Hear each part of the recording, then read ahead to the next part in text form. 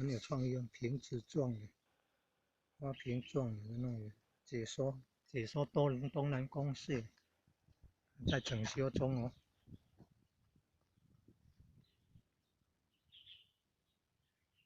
正前方看到叫做什么吉贝所部落学堂，北边还有东公社，这边是融合市。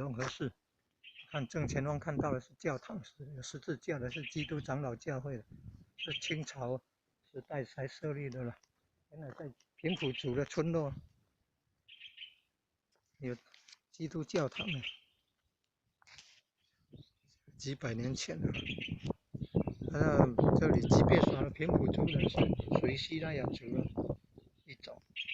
那平埔族人是从哪里来的？嘉里骁龙社，嘉里骁龙社是什么原因会到这里来？因为清朝乾隆时期欢屯政策，平埔欢熟欢嘛，欢屯守，可能是要对抗东边那个东山那古代叫多罗国社，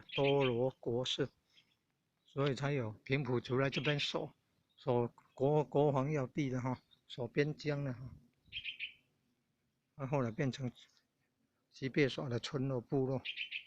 正前方看到的就是有四虎，有龙头拐杖的，有直节头弯弯的哈，